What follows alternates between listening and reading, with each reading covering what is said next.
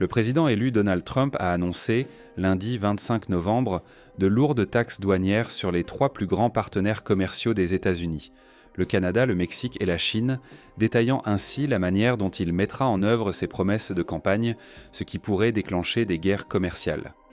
Trump, qui prendra ses fonctions le 20 janvier 2025, a déclaré qu'il imposerait une taxe de 25% sur les importations en provenance du Canada et du Mexique, tant que ces pays n'éradiqueront pas le trafic de drogue, en particulier le fentanyl, et ne freineront pas l'immigration illégale, une mesure qui semble enfreindre l'accord de libre-échange en place. Il a également détaillé une taxe supplémentaire de 10%, en plus de toute autre taxe, sur la Chine dans ses commentaires les plus précis à ce jour concernant la mise en œuvre de son programme économique depuis sa victoire à l'élection du 5 novembre, basée sur la promesse de mettre l'Amérique d'abord.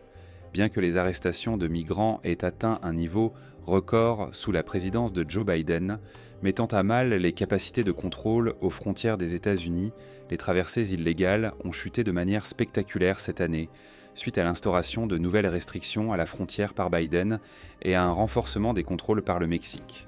En 2023, plus de 83% des exportations du Mexique étaient destinées aux États-Unis et 75% des exportations canadiennes allaient également vers ce pays.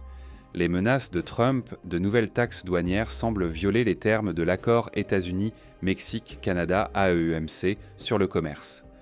Cet accord que Trump a signé en 2020 a maintenu un commerce essentiellement sans droit de douane entre les 3 pays. Le ministère des Finances du Mexique a réagi en soulignant que le Mexique est le principal partenaire commercial des États-Unis et l'AEUMC offre un cadre de certitude pour les investisseurs nationaux et internationaux.